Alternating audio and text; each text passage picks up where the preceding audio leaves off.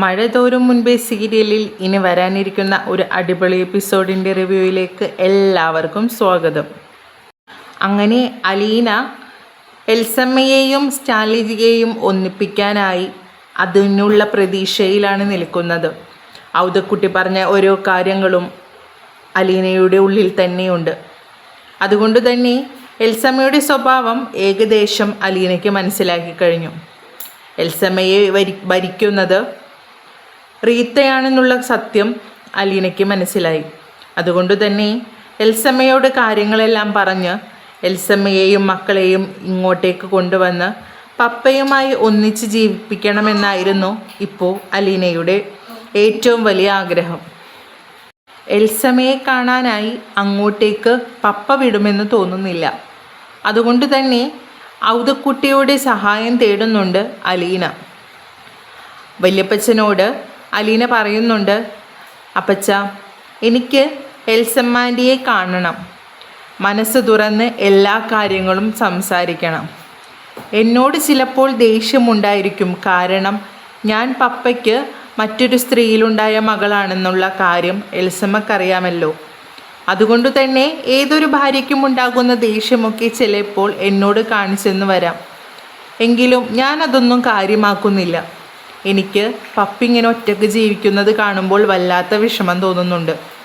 അതുകൊണ്ട് തന്നെ പപ്പയെ സന്തോഷിപ്പിക്കാനായി പപ്പയുടെ ഭാര്യയും മക്കളുമെല്ലാം ഒരുമിച്ചുണ്ടാവണമെന്നാണ് എൻ്റെ ആഗ്രഹം. അതിനു വേണ്ടി എന്ത് വേദനകളും സഹിക്കാൻ ഞാൻ തയ്യാറാണെന്നായിരുന്നു അലീന പറഞ്ഞ മറുപടി. അത് കേൾക്കുമ്പോൾ ഔദക്കുട്ടിക്ക് ചെറിയൊരു വിഷമം തോന്നുന്നുണ്ട്. കാരണം ഇത്രയും നല്ല മകളായ അലീനയെ ആദ്യമൊന്നും എനിക്ക് മനസ്സിലാക്കാൻ സാധിച്ചില്ലല്ലോ. ഈ പേരക്കുഞ്ഞിനെയല്ലേ ഈ വീട്ടിൽ നിന്നും ഇറക്കി വിടാൻ ഞാൻ ഇങ്ങോട്ടേക്ക് ഓടി വന്നത്. ഞാൻ എന്തൊരു ദുഷ്ടനായ മനസ്സിനുടമയായിരുന്നു അന്നൊക്കെ. അങ്ങനെയായിരുന്നു ഔദക്കുട്ടി മനസ്സിൽ ചിന്തിച്ചത്. ഔദക്കുട്ടി ആലോചിച്ച് നിൽക്കുന്നത് കാണുമ്പോൾ അലീന ഔദക്കുട്ടിയുടെ കൈ പിടിച്ച് കുലുക്കുന്നുണ്ട്. വല്യപ്പച്ചൻ എന്താ ആലോചിക്കുന്നത്? ഞാൻ ചോദിച്ചതിനുള്ള മറുപടി ഒന്നും പറയുന്നില്ലേ? ഇല്ല മോളെ, ഞാൻ എൻ്റെ പഴയ കാര്യം ആലോചിച്ചതാ. ഇങ്ങനെയുള്ളൊരു പൊന്നുമോളെ ഇറക്കി വിടാനല്ലേ ഞാൻ അവിടെ നിന്ന് ഇങ്ങോട്ടേക്ക് വന്നത്. എന്നെ മനസ്സിലാക്കാൻ അന്നൊന്നും എനിക്ക് കഴിഞ്ഞിട്ടുണ്ടായില്ല. നല്ല മനസ്സാ നിൻ്റെ. ദൈവം എന്നും നിന്നെ അനുഗ്രഹിക്കും മോളെ. നിനക്ക് എന്ത് വിഷമം വന്നാലും സാരമില്ല. പപ്പയുടെ ജീവിതം നന്നായിരിക്കണമെന്ന് ആഗ്രഹിച്ച് നടക്കുന്ന ഈ മകളെ എന്നും നല്ലതേ വരുത്തൂ നിനക്ക്. ദൈവം നിനക്ക് നല്ലത് മാത്രമേ തരൂ. ഒരു കള്ളച്ചിരിയോടുകൂടി അലീന ഔദക്കുട്ടിയോട് പറയുന്നുണ്ട്. എനിക്ക് ആ ഭാഗ്യമൊന്നുമില്ല വല്യപ്പച്ച. ജനിച്ചപ്പോഴേ ഒരു അനാഥാലയത്തിൽ ജനിച്ചു. അച്ഛനും അമ്മയും ഒന്നുമില്ലാതെ ജനിച്ചു. എന്തുമാത്രം സന്തോഷിക്കേണ്ട നാളുകളെല്ലാം ഒറ്റപ്പെട്ടാണ് ഞാൻ ജീവിച്ചത്. ഇതുവരെയും ഞാൻ അങ്ങനെ തന്നെയായിരുന്നു. ഇപ്പോഴും ഇതാ പപ്പയും അമ്മയും ഒക്കെ ഉണ്ടെങ്കിലും ഇപ്പോഴും ഞാൻ ഒറ്റയ്ക്ക് തന്നെയാണ്. അതാണ് എൻ്റെ കുഴപ്പം. അതുകൊണ്ട് ഞാൻ വലിയ ഭാഗ്യവതിയൊന്നുമല്ല. ഇങ്ങനെ ജീവിക്കുന്നു എന്ന് മാത്രം. എന്തോരം കൊതിച്ചിട്ടുണ്ടെന്നറിയോ എനിക്ക് എൻ്റെ അച്ഛനും അമ്മയുമായൊക്കെ ഒന്നിരിക്കാനും അവരുമായൊക്കെ സന്തോഷിക്കാനും. അങ്ങനെ വിഷുവും ഓണവും ഒക്കെ വരുമ്പോൾ ഒരു സദ്യ കഴിക്കാൻ എൻ്റെ അച്ഛൻ്റെ അമ്മയുടെയും ഒക്കെ ഒപ്പം ഇരുന്ന് അതിനൊക്കെ എത്രമാത്രം ഞാൻ കൊതിച്ചിട്ടുണ്ടെന്നറിയോ. അന്നൊന്നും എനിക്കിതിനൊന്നും സാധിച്ചിരുന്നില്ല. ഇന്നിപ്പോൾ അവരൊക്കെ എൻ്റെ കണ്ണിനടുത്തുണ്ടെങ്കിൽ പോലും ആരും ഒരുമിച്ചില്ല. എല്ലാവർക്കും അവരുടേതായ ഓരോ ജീവിതങ്ങളുണ്ട്. ഞാൻ ഇത്രയും മോശപ്പെട്ട ഒരു ജന്മം വേറെ ഉണ്ടാവില്ല വല്യപ്പച്ച. അതും പറഞ്ഞ് ഉള്ളിലെ വിഷമങ്ങളെല്ലാം ഔദക്കുട്ടിയോട് പറയുന്നുണ്ട് അലീന. ഔദക്കുട്ടി അലീനയെ ചേർത്ത് പിടിച്ചുകൊണ്ട് പറയുന്നുണ്ട്, നിനക്കാരുമില്ല എന്നാരാണ് പറഞ്ഞത് മോളെ? ആരുമില്ലെങ്കിലും ഈ വല്യപ്പച്ചൻ നിന്നോടൊപ്പമില്ലേ? വല്യപ്പച്ചന് ജീവനുള്ളിടത്തോളം കാലം എൻ്റെ മോൾ ഒറ്റക്കാവില്ല. അത് വല്യപ്പച്ചൻ തരുന്ന വാക്കാണ്. അതും പറഞ്ഞുകൊണ്ട് അലീനയെ ചേർത്ത് പിടിച്ച് അലീനയെ സമാധാനിപ്പിക്കുന്നുണ്ട് ഔദക്കുട്ടി. അങ്ങനെ അലീനയും ഔദക്കുട്ടിയും കൂടി ചേർന്ന് എൽസമ്മയെയും മക്കളെയും കൂട്ടിക്കൊണ്ടുവരുവാനായി അങ്ങോട്ടേക്ക് പോകുവാൻ തയ്യാറാവുകയാണ്. എങ്കിൽ പക്ഷേ തൻ്റെ പപ്പ നമ്മളെ അങ്ങോട്ടേക്ക് വിടുമെന്നുള്ള ആലോചനയിലായിരുന്നു അലീന. ഔദക്കുട്ടിയോട് അത് അലീന ചോദിക്കുന്നുമുണ്ട്. പപ്പ നമ്മളെ അങ്ങോട്ടേക്ക് വിടുമെന്ന് എനിക്ക് തോന്നുന്നില്ല. കാരണം പപ്പയ്ക്ക് വലിയ ദേഷ്യമുള്ള ആളുകളൊക്കെ അവിടെ ഉള്ളതല്ലേ, പ്രത്യേകിച്ച് റീത്താമ്മ. നമ്മളെ കണ്ടു കഴിഞ്ഞാൽ എന്തായാലും റീത്താമ്മയുടെ വായ വെറുതെ ഇരിക്കുമെന്ന് എനിക്ക് തോന്നുന്നില്ല. അതുറപ്പുള്ള കാര്യമല്ലേ മോളെ, ഔദക്കുട്ടി പറഞ്ഞു. ഇത് അവൾക്ക് കിട്ടിയ ചാൻസായി അവൾ അത് മുതലെടുക്കും. കാരണം നമ്മൾ അങ്ങോട്ടേക്കാണല്ലോ പോകുന്നത്. അതുകൊണ്ട് തന്നെ അവളുടെ എല്ലാ സ്വഭാവങ്ങളും നമുക്ക് നേരെ എടുക്കും. എല്ലാം കണ്ടു തന്നെ വേണം അങ്ങോട്ടേക്ക് പോകാൻ. ചിലപ്പോൾ നമുക്ക് വളരെ മോശം അനുഭവം തന്നെയായിരിക്കും റീത്താമ്മ തരുന്നത്. ചിലപ്പോൾ അകത്തേക്ക് കയറ്റിയില്ല എന്ന് പോലും വരും. അതൊന്നും സാരമില്ല വല്യപ്പച്ച, നമുക്ക് നോക്കാം എവിടം വരെ പോകുമെന്ന്. എങ്കിൽ നമുക്ക് പോവാൻ തയ്യാറാകാമെന്ന് പറഞ്ഞുകൊണ്ട് പിറ്റേ ദിവസം രണ്ടുപേരും കൂടി ചേർന്ന് എൽസമ്മയെ കാണാനായി അങ്ങോട്ടേക്ക് പോവാൻ നിൽക്കുകയാണ്. അലീനയും ഔദക്കുട്ടിയും റെഡിയായി താഴേക്ക് ഇറങ്ങി വരുമ്പോൾ സ്റ്റാൻലി ജോസഫ് പെട്ടെന്ന് തൻ്റെ റൂമിൽ നിന്ന് പുറത്തേക്ക് വന്നു. അതിരാവിലെ തന്നെ നിങ്ങൾ രണ്ടാളും എങ്ങോട്ടേക്കാ യാത്ര? സ്റ്റാൻലി ജോസഫ് തൻ്റെ അപ്പച്ചനോട് ചോദിക്കുന്നുണ്ട്. ഔദക്കുട്ടി പറയുന്നുണ്ട്, അതൊന്നുമില്ലട ലാലിച്ച, ഞങ്ങൾ വെറുതെ പുറത്തേക്കൊക്കെ ഒന്ന് ഇറങ്ങാമെന്ന് വിചാരിച്ചു. ഇവിടെ വീട്ടിൽ തന്നെ എന്തോരം നേരം എന്ന് വെച്ച വെറുതെ ഇരിക്കുന്നത്, മുഷിഞ്ഞു പോവൂലേ? അതുകൊണ്ട് ഞാനും അലീന കൊച്ചും കൂടിയും ചേർന്ന് വെറുതെ ഒന്ന് പുറത്തോട്ടൊക്കെ ഒന്ന് കറങ്ങാമെന്ന് വിചാരിച്ചു. സ്റ്റാൻലിയോട് കള്ളങ്ങൾ പറയുന്ന ഔദക്കുട്ടി പെട്ടെന്ന് അലീനയുടെ മുഖത്ത് നോക്കി കണ്ണുകൊണ്ട് ഇറുക്കി കാണിക്കുന്നുണ്ട്. അലീനയപ്പോൾ ഔദക്കുട്ടിയുടെ മുഖത്ത് നോക്കി തലയാട്ടുന്നുമുണ്ട്. ശരി, കള്ളങ്ങൾ പറയുകയാണല്ലോ, അതുകൊണ്ട് തന്നെ ഒരു കള്ളമുഖഭാവം രണ്ടുപേരുടെയും മുഖത്തുണ്ടായിരുന്നു. ഒരു പട്ടാളക്കാരനായ സ്റ്റാൻലി ജോസഫിന് പക്ഷേ അപ്പച്ചൻ പറയുന്നത് കള്ളമാണെന്ന് മനസ്സിലായി. അപ്പച്ചൻ എന്തിനാ നുണ പറയുന്നത്? എന്നോട് പറയുന്നതിൻ്റെ ഇടയിൽ അലീനയുടെ മുഖത്ത് നോക്കി കണ്ണിറക്കിയത് എന്തിനാ? ഞാൻ കണ്ണൊന്നും ഇറുക്കിയില്ല, നീ വെറുതെ നിന്റെ പട്ടാള കണ്ണുകൊണ്ടൊന്നും നോക്കിയിട്ടാ നിനക്ക് അങ്ങനെ തോന്നുന്നതെന്നായിരുന്നു ഔദക്കുട്ടിയുടെ വാദം. അപ്പച്ചൻ എന്നായിട്ട് വെറുതെ തല്ലുപിടിക്കാൻ വരണ്ട. വെറുതെ നീ എന്തിനാണ് കള്ളങ്ങൾ പറഞ്ഞ് പുറത്തു പോകുന്നത്? എവിടേക്ക് പോകുന്നതാണെന്ന് വെച്ചാൽ എന്നോട് പറഞ്ഞാൽ പോരെ? ഔദക്കുട്ടി സ്റ്റാൻലിയോട് വീണ്ടും ഓരോ കള്ളങ്ങൾ പറയാൻ തുടങ്ങുമ്പോൾ അലീന അതിനിടയിൽ കയറി പറയുന്നുണ്ട്, വല്യപ്പച്ച, പപ്പയോട് ഇനി നുണകളൊന്നും പറയാൻ നിൽക്കണ്ട. ഒരു നുണ പറഞ്ഞു കഴിഞ്ഞാൽ ഒരുപാട് നുണ പറയേണ്ടി വരും. അതുകൊണ്ട് നുണ പറഞ്ഞ് നമുക്ക് പോകേണ്ട. അപ്പോൾ ഇതൊക്കെ പറയുന്നത് കേൾക്കുമ്പോൾ സ്റ്റാൻലിക്ക് ഒന്നും മനസ്സിലാകുന്നില്ല. അപ്പോൾ ഔദക്കുട്ടിയോട് ചോദിക്കുന്നുണ്ട്, നുണ പറയുകയോ? എന്താ കാര്യമെന്ന് വെച്ചാൽ മര്യാദക്ക് മനസ്സിലാകുന്ന രീതിയിൽ എന്നോട് പറ. എന്തിനാണ് എന്നോട് നുണകൾ പറഞ്ഞ് നിങ്ങൾ പുറത്തു പോകുന്നത്? എവിടേക്കാണ് പോകേണ്ടതെന്ന് വെച്ചാൽ എന്നോട് പറഞ്ഞാൽ മതി, ഞാൻ ചെന്ന് വിടാമെന്ന് പറഞ്ഞപ്പോൾ അലീന പറയുന്നുണ്ട്, പപ്പ, ഞങ്ങൾ പോകുന്നത് പപ്പയുടെ ഭാര്യയും മക്കളും താമസിക്കുന്ന സ്ഥലത്തേക്കാണ്. ഒരു നിമിഷം പെട്ടെന്ന് ഷോക്കായ പോലെയായിരുന്നു സ്റ്റാൻലി ജോസഫ് നിന്നത്. എന്നിട്ട് അലീനയോട് ചൂടായി ചോദിക്കുന്നുണ്ട്, നിങ്ങളോട് ആരാണ് പറഞ്ഞത് അങ്ങോട്ടേക്ക് പോകാൻ? ഞാൻ പറഞ്ഞിട്ടുള്ളതല്ലേ, ഞാൻ പറയുന്ന സ്ഥലത്തേക്കല്ലാതെ നിങ്ങളാരും വെറുതെ എന്തിനാണ് അവിടെ ചെന്ന് നാണം കെടാൻ നിൽക്കുന്നത്? അവരുടെ ഒക്കെ സ്വഭാവം നല്ലതുപോലെ അപ്പച്ചൻ അറിയാവുന്നതല്ലേ. അലീനക്കറിഞ്ഞില്ലെങ്കിലും അപ്പച്ചന് അവരുടെ സ്വഭാവം, ഓരോരുത്തരുടെയും സ്വഭാവം നന്നായി അറിയാവുന്നതല്ലേ. എന്നിട്ട് എന്തിനാണ് വെറുതെ അവരുടെ വായിലിരിക്കുന്നത് കേൾക്കാൻ അങ്ങോട്ടേക്ക് പോകുന്നത്? എടാ ലാലിച്ച, നീ പറയുന്നത് ശരിയാണ്, അവിടെയുള്ളവരുടെ വായ തീരെ കൊള്ളൂല. എങ്കിലും അലീന ഒരു കാര്യം പറഞ്ഞിട്ടുണ്ട് എന്നോട്, അതുകൊണ്ടാണ് ഞാൻ അവളുടെ കൂടെ അങ്ങോട്ടേക്ക് പോകാമെന്ന് തീരുമാനിച്ചത്. അപ്പോൾ സ്റ്റാൻലി ചോദിക്കുന്നുണ്ട്, അതെന്താണ് ഞാനറിയാത്ത സംഭവം? അലീന, നീ പറ, എന്താ പ്രശ്നം? അലീന സ്റ്റാൻലിയോട് പറയുന്നുണ്ട്, പപ്പയ്ക്ക് എന്നോട് ദേഷ്യമൊന്നും തോന്നരുത്. പപ്പ ഇങ്ങനെ ഓരോ ദിവസവും കള്ളും കുടിച്ചുകൊണ്ട് ഈ വീട്ടിലൊരു അനാഥയെ പോലെ കഴിയുന്നതൊക്കെ കാണുമ്പോൾ എനിക്ക് വല്ലാത്ത വിഷമം തോന്നുന്നുണ്ട്. പപ്പയ്ക്കൊരു ഭാര്യയും 3 മക്കളുമൊക്കെ ഉള്ളതല്ലേ. അവരുമായി ഇവിടെ എങ്ങനെ സന്തോഷിച്ച് ജീവിക്കേണ്ട ആളാണ് പപ്പ. അപ്പോൾ ഔതക്കുട്ടിയുടെ മുഖത്ത് നോക്കി സ്റ്റാൻലി നോക്കുന്നുണ്ട്. എന്തിനാണ് അലീനയോട് എല്ലാ കാര്യങ്ങളും പറയാൻ പോയത്? അതുകൊണ്ടല്ലേ അവൾ ഈ കാര്യങ്ങളൊക്കെ അറിഞ്ഞത്. ഞാൻ പോലും അവളോട് എല്ലാ കാര്യങ്ങളും ഇതുവരെ പറഞ്ഞിട്ടില്ല.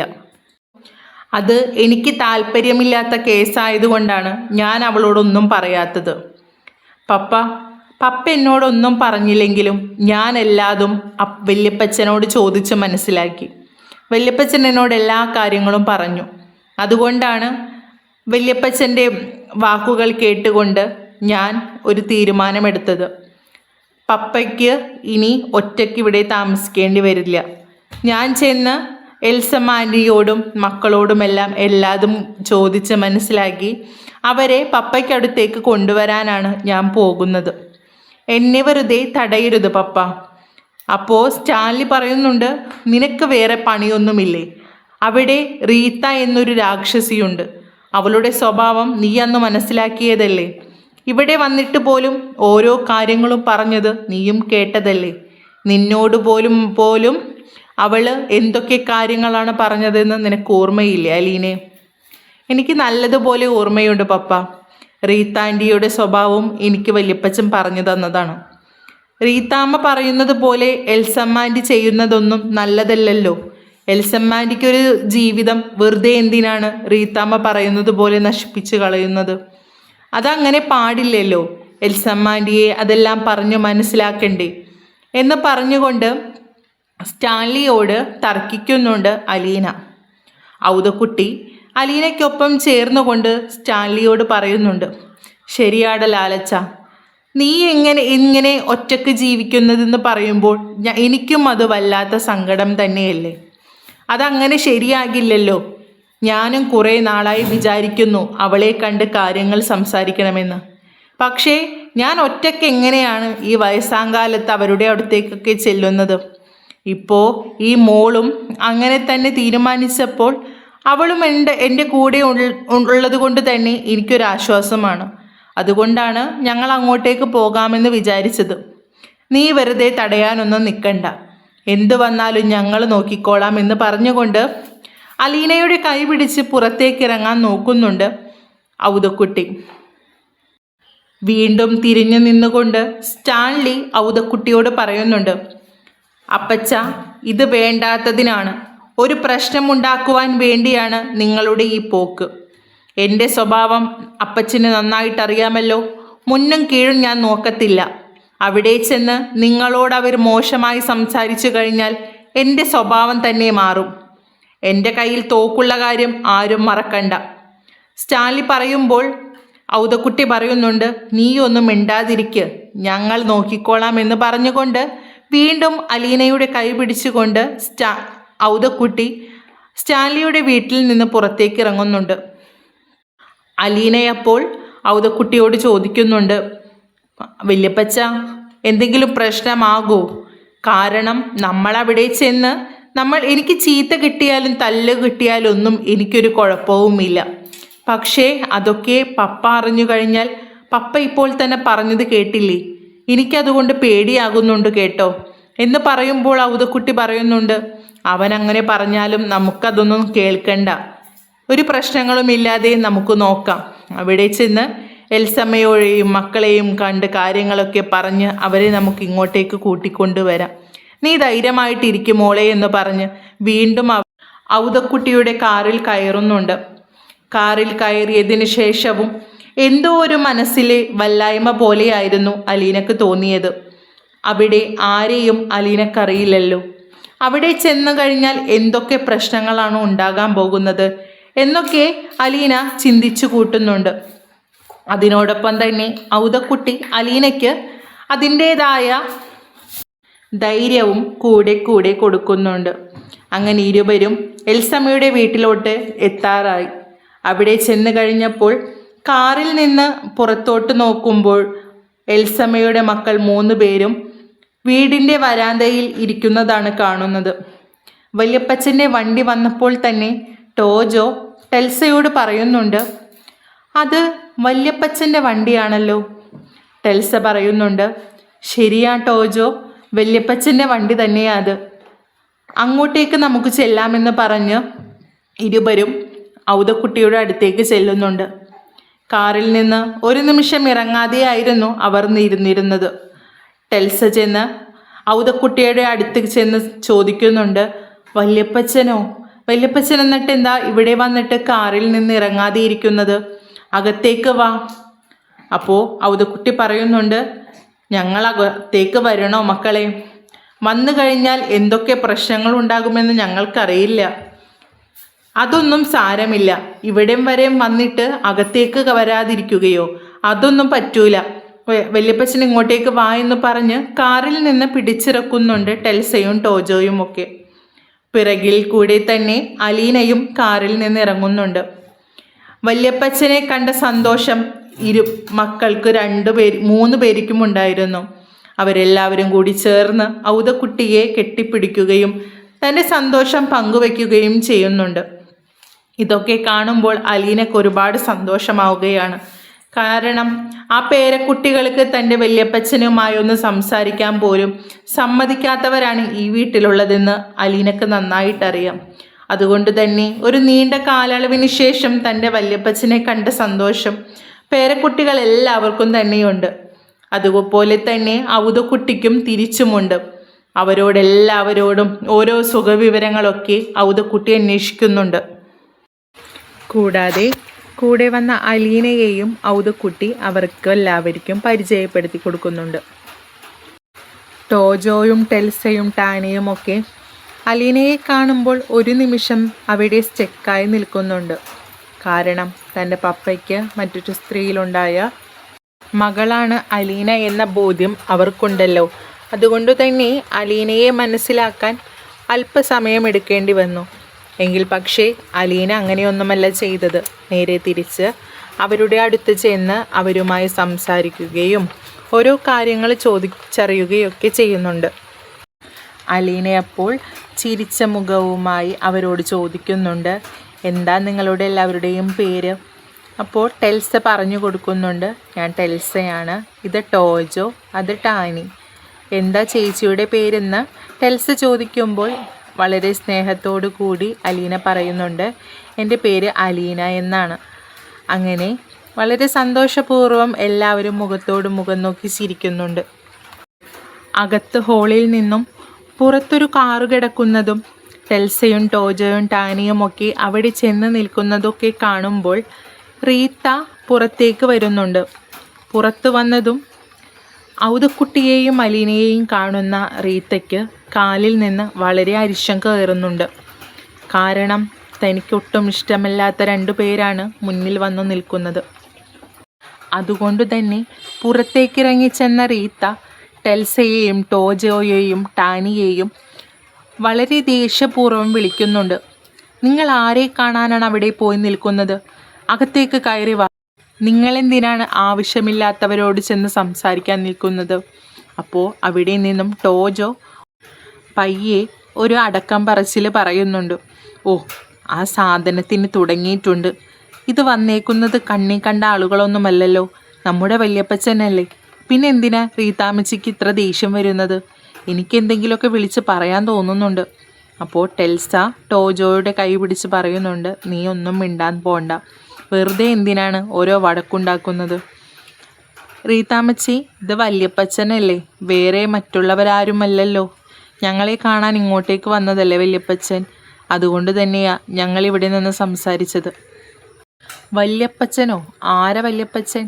നിങ്ങൾക്ക് അങ്ങനെയുള്ളൊരു വല്യപ്പച്ചനുണ്ടെങ്കിൽ ഇത്രയും നാളിങ്ങോട്ടേക്കൊന്നും വരാത്ത ആൾ പെട്ടെന്ന് എന്തിനാ ഇങ്ങോട്ട് കയറി വന്നത്? റീത്തയുടെ ഇതുപോലുള്ള സംസാരമൊക്കെ കാണുമ്പോൾ ഔതക്കുട്ടിക്ക് വല്ലാതെ ദേഷ്യം തോന്നുന്നുണ്ട്. ഔതക്കുട്ടി അപ്പോൾ അവിടെ നിന്ന് പറയുന്നുണ്ട്, എന്താണ്ടി എൻ്റെ പേരക്കുട്ടികളെ ഞാൻ വന്നു കഴിഞ്ഞാൽ നിനക്കെന്താ പ്രശ്നം? ഇവർ എൻ്റെ മോൻ്റെ കുഞ്ഞുങ്ങളല്ലേ, അല്ലാതെ നിങ്ങൾക്ക് വഴി കിട്ടിയതൊന്നുമല്ലല്ലോ. അതുകൊണ്ട് തന്നെ എൻ്റെ പേരക്കുട്ടികളെ എനിക്ക് കാണണമെന്ന് തോന്നുമ്പോൾ ഞാൻ വന്ന് കാണും. അതിൽ നിനക്കൊന്നും പറയാനില്ല. മര്യാദക്ക് നീ മിണ്ടാതിരുന്നാൽ മതിയെന്ന് റീത്തയോട് പറയുമ്പോൾ റീത്തയ്ക്ക് അതൊന്നും സഹിക്കാൻ കഴിയുന്നുണ്ടായിരുന്നില്ല. റീത്തയപ്പോൾ അവരുടെ അടുത്തേക്ക് വരുന്നുണ്ടായിരുന്നു. വന്നിട്ട് ഔതക്കുട്ടിയുടെ മുഖത്ത് നോക്കി പറയുന്നുണ്ട്, നിങ്ങളാരാണ് എന്നെ മര്യാദ പഠിപ്പിക്കാൻ? എൻ്റെ വീട്ടിൽ വന്ന് കയറി എന്നെ മര്യാദ പഠിപ്പിക്കാൻ നോക്കുന്നു. ഇറങ്ങിപ്പോ എൻ്റെ വീട്ടിൽ നിന്ന് കിളവ. ആ പിഴച്ചവളെയും കൊണ്ടുപോക്കോ. ആരെയും എൻ്റെ വീട്ടിൽ കയറ്റാൻ ഞാൻ സമ്മതിക്കില്ല. ഇതൊക്കെ കാണുന്ന ടെൽസയ്ക്ക് വായടച്ച് നിൽക്കാൻ പറ്റിയില്ല. അതുകൊണ്ട് തന്നെ റീത്തയോട് പറയുന്നുണ്ട്, റീത്താമ്മച്ചി, എന്തിനാണ് ഞങ്ങളുടെ എല്ലാ കാര്യങ്ങളിലും ഇങ്ങനെ ഇടപെടുന്നത്? വല്യപ്പച്ചനെയും പപ്പയെയും ഒക്കെ കാണാൻ അങ്ങോട്ടേക്ക് ഞങ്ങളെ വിടുന്നില്ല. ഇങ്ങോട്ടേക്ക് വന്നാലാണെങ്കിലോ അവരിവിടെ നിന്ന് ഓടിക്കുന്നു. ഇതെന്തിനാണ് ഇങ്ങനെയൊക്കെ ഞങ്ങളോട് ഇത്ര ക്രൂരത കാണിക്കുന്നത്? റീത്താമ്മച്ചിക്ക് ഇതുകൊണ്ട് എന്ത് സന്തോഷമാണ് കിട്ടുന്നത് എന്ന് ടെൽസ വളരെ ദേഷ്യത്തിൽ റീത്തയോട് ചോദിക്കുന്നുണ്ട്. അപ്പോൾ റീത്ത പറയുന്നുണ്ട്, കുട്ടികളാരും ഇതിലിടപെടാൻ നിൽക്കണ്ട. ഞാൻ അയാളോടല്ല സംസാരിക്കുന്നത്. നിങ്ങളെന്തിനാണ് അതിൻ്റെ വള്ളി പിടിച്ച് വെറുതെ എന്നായിട്ട് തല്ലുപിടിക്കാൻ വരുന്നത്? വെറുതെ വായടച്ച് മിണ്ടാതിരിക്കുക എന്ന് പറഞ്ഞുകൊണ്ട് വീണ്ടും ഔതക്കുട്ടിക്ക് നേരെ റീത്ത ചാടുന്നുണ്ട്. അപ്പോൾ ഔതക്കുട്ടി പറയുന്നുണ്ട്, എടി റീത്തേ, നീ അധികം വായനാവൊന്നും എൻ്റെ അടുത്ത് എടുക്കാൻ നിൽക്കണ്ട. സ്റ്റാലിയുടെ സ്വഭാവം നിനക്ക് നന്നായിട്ട് അറിയാമല്ലോ. വെറുതെ ആവശ്യമില്ലാത്ത തല്ലുപിടുത്തത്തിലോട്ടാണ് നീ വഴിയൊരുക്കുന്നത്. അത് വേണ്ട. ഞാൻ വന്നത് എൻ്റെ പേരക്കുഞ്ഞുങ്ങളെയും എൻ്റെ മരുമോളെയും കാണാനാണ്. അങ്ങനെ വന്നിട്ടുണ്ടെങ്കിൽ ഞാൻ അവരെ കണ്ടിട്ടേ പോവുകയുള്ളൂ എന്ന് മുഖത്ത് നോക്കി തന്നെ ഔതക്കുട്ടി റീത്തയോട് പറയുന്നുണ്ട്. ഔതക്കുട്ടിയും റീത്തയും തമ്മിൽ ഓരോ തല്ലുപിടുത്തത്തിലോട്ടൊരുങ്ങുന്നത് കാണുമ്പോൾ അലീനക്ക് വല്ലാതെ പേടിയാകുന്നുണ്ട്. വേഗം തന്നെ ഔതക്കുട്ടിയുടെയും റീത്തയുടെയും ഇടയിൽ കയറി നിന്നുകൊണ്ട് അലീന റീത്തയുടെ മുഖത്ത് നോക്കി പറയുന്നുണ്ട്, റീത്താൻറ്റി, ഞങ്ങൾ തല്ലുപിടിക്കാനോ വഴക്കുണ്ടാക്കാനോ ഒന്നും വന്നതല്ല. എനിക്ക് എൽസമ്മ ആൻറ്റിയെ ഒന്ന് കാണണം. അവളെ കാണാൻ നിനക്കെന്തധികാരമാണുള്ളത്? നീ സ്റ്റാൻലിക്ക് വേറേതോ ഒരു പെണ്ണിലുണ്ടായ മോളല്ലേ? അങ്ങനെ ഒരു ജാരസന്തതി എന്തിനാണ് എൻ്റെ അനിയത്തിയെ കാണേണ്ട കാര്യം? അപ്പോൾ അലീനയോടും വീണ്ടും റീത്ത ചൂടാകുന്നുണ്ട്. നിന്നെ അധികകാലം ആ വീട്ടിൽ പുറപ്പിക്കുമെന്ന് നീ നോക്കണ്ട. ഞാനും എൻ്റെ അനിയന്മാരും കൂടി അങ്ങോട്ടേക്ക് വരുന്നുണ്ട്. ഇങ്ങനെ വിട്ടാൽ ശരിയാകില്ലല്ലോ. എൻ്റെ എൽസമ്മയ്ക്കും അവരുടെ മക്കൾക്കും അധികാരമുള്ള സ്വത്തുക്കളെല്ലാം സ്വന്തമാക്കാൻ വേണ്ടി വന്നതായിരിക്കും അല്ലേ എന്ന് പറഞ്ഞുകൊണ്ട് റീത്ത അലീനയ്ക്ക് നേരെ ചാടുന്നുണ്ട്. വഴി പിഴച്ചവൾ എന്നൊക്കെ പറഞ്ഞ് ഒരുപാട് മോശം സംസാരമായിരുന്നു റീത്ത അലീനയ്ക്ക് നേരെ സംസാരിച്ചത്. ഇതൊന്നും കേട്ട് നിൽക്കാൻ സഹിക്കാതെ വന്ന ഔതക്കുട്ടി റീത്തയുടെ അടുത്തേക്ക് ചാടി വരുന്നുണ്ട്. നീ എന്താണ് അവളെക്കുറിച്ച് കരുതിയിരിക്കുന്നത്? അവളെ ഇങ്ങനെയുള്ള ഓരോ വാക്കുകൾ പറഞ്ഞ് വേദനിപ്പിച്ചു കഴിഞ്ഞാൽ നോക്കിയിരിക്കുമെന്ന് വിചാരിച്ചോ ഞാൻ? റീത്തേ, നീ മിണ്ടാതിരുന്നോ? ഇനിയെങ്ങാനും നിൻ്റെ വായിൽ നിന്നും ഇതുപോലുള്ള മോശം സംസാരമൊക്കെ വന്നു കഴിഞ്ഞാൽ എൻ്റെ കൈ നിൻ്റെ മുഖത്തിരിക്കും. പറഞ്ഞില്ല എന്ന് വേണ്ട എന്ന് പറഞ്ഞുകൊണ്ട് ഔതക്കുട്ടി റീത്തയ്ക്കു നേരെ അലറി വിളിക്കുന്നുണ്ട്. നീ ഒറ്റൊരുത്തി കാരണമല്ലേടി ഇവിടെ ഈ 3 മക്കൾ അനാഥയായി പോയത്. വളരെ സന്തോഷത്തിൽ ജീവിച്ചിരുന്ന എൽസയെയും മക്കളെയും എൽസയുടെ മനസ്സിൽ ഓരോന്ന് പറഞ്ഞ് കുത്തിത്തിരിപ്പുണ്ടാക്കി അവളെ നീ ഇവിടെ നിർത്തിയേക്കുകയല്ലേ? ഇപ്പോൾ എന്തായി? എൻ്റെ മോൻ അവിടെ ഒറ്റക്കായി. എൻ്റെ ഈ പേരക്കുട്ടികൾക്കൊക്കെ അവരുടെ പപ്പയില്ലാണ്ടായി. എന്നിട്ട് നിനക്ക് എന്ത് സന്തോഷമാണ് അതിലുണ്ടായത്? നിനക്ക് സ്റ്റാൻലിയുടെ പണം അത് മതിയല്ലോ.